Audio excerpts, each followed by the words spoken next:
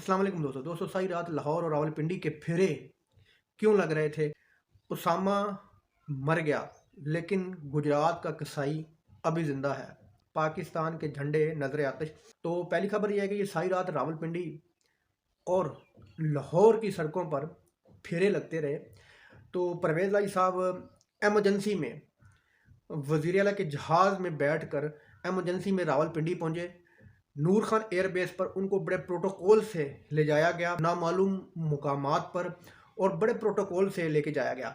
उस नामालूम मुकाम पर तो आपको ये बता दें कि वो शख्सियत जो जिनसे उनकी मुलाकात थी, ना वो सियासी हैं बज़ाहिरी तौर पर, ना उनका कोई बिजनेसमैन है, वो कोई किसी और ही शख्सियत से मिलने गए थे। बाकी आप समझ सकते हैं कि मैं किन की बात कर रहा हूँ। बड़े प्रोटोकॉल से ले जाया गया उनको। तकरीबन 1 घंटा मुलाकात रही उनकी, और रात तकरीबन 9:30-10 बजे परवेज़ लाई साहब वापस पहुंचे थे लाहौर में, और तकरीबन रात 1 बजे मोनस लाई और हुसैन लाही इमरान खान से मुलाकात के लिए ज़मान पार्क पहुंचे।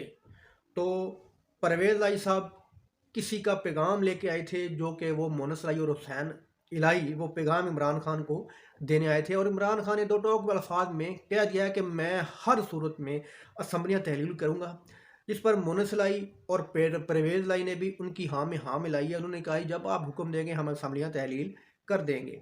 तो अगली खबर यह है कि जी उसामा मर गया लेकिन गुजरात का कसाई अभी ज़िंदा है।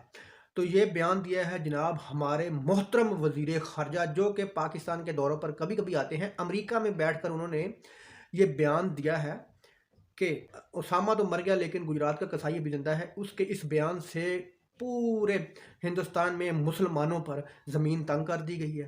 पाकिस्तान के झंडे नजर आतिश किए जा रहे हैं इस घटिया बंदे के इस बयान से कि भाई पहले तो आप जहाज़ भर भर कर आपने देखा होगा कि पिछले दिनों में इंडियन जहाज़ पाकिस्तानी एयरपोर्टों पर उतरे हैं, कराची के एयरपोर्ट पर उतरे हैं, और उसमें भर भर कर डॉलर लेके गए हैं ये लोग बाहर। अब पूछें इस बिलावल साहब को, जिस मुल्क के बारे में आप ये बयान दे रहे हैं, जिस मुल्क के वज़ीर आज़म के बारे में आप जो बयान दे रहे हैं, वहाँ तो आपने डॉलर भर भर के उनके जहाज़ों के अंदर डॉलर भर भर के भेजे हैं। तो आपने ये बयान दिया क्यों दिया?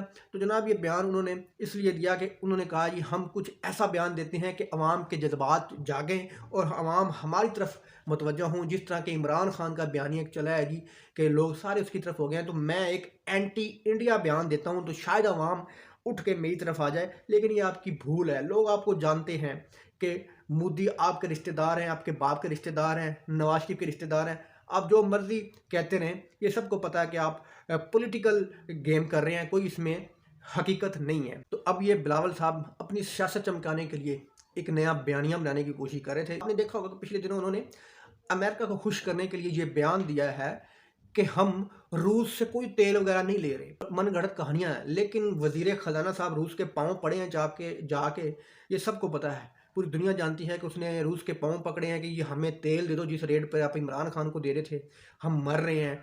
तो उन्होंने इनको कोई घास नहीं डाला। ये आप कहते कि हम गए थे लेकिन उन्होंने हमें घास नहीं डाला। अब ये बैठ के अमेरिका में बयान दे रहे हैं कि जी हमने रूस से कोई तजारती मुआहदा वगैरह किसी चीज़ का नहीं किया। तो उनको साफ साफ ये हमारे वज़ीर ख़ारजा साहब कह रहे हैं कि आप मुझे वज़ीर आज़म बनाएं, हम अमेरिकन ग्रुप में मिलेंगे, ना कि चाइना और रशियन ग्रुप में मिलेंगे। हम इस ग्रुप में नहीं मिलेंगे, हम तो अमेरिका के ग्रुप में मिलेंगे। हमें आप वज़ीर आज़म बनाओ। मैं पाकिस्तान का बेड़ा गर्क जो 8 महीनों में हमने किया है आपको नज़र आ रहा है। हमने ये आपको एक ट्रेलर बना के दिया है कि हमने कितना 8 महीने में बेड़ा गर्क किया है। बस एक बार मुझे 3-4 साल या 5 साल के लिए मुल्क का वज़ीर आज़म बना दो पाकिस्तान का, तो मैं ऐसा हशर करूंगा कि आपका दिल खुश हो जाएगा। ये कसाई जिंदा है, फलां है, ये है, वो है। डॉलर आपने भेजे हुए हैं उसके मुल्क में। अब एक सियासत चमकाने के लिए आप लोगों को लड़वा रहे हैं। लोग तैश में आके वहाँ पे मुसलमानों को मार रहे हैं, लड़ रहे हैं, पाकिस्तान के झंडे नजर आतिश कर रहे हैं। तो बिलावल साहब ये घटिया हरकतें बंद कर दें और कभी कभी पाकिस्तान का भी दौरा कर लिया करें। दोस्तों वीडियो अच्छी लगी तो लाइक करना, चैनल को सब्सक्राइब करना। अल्लाह हाफ़िज़।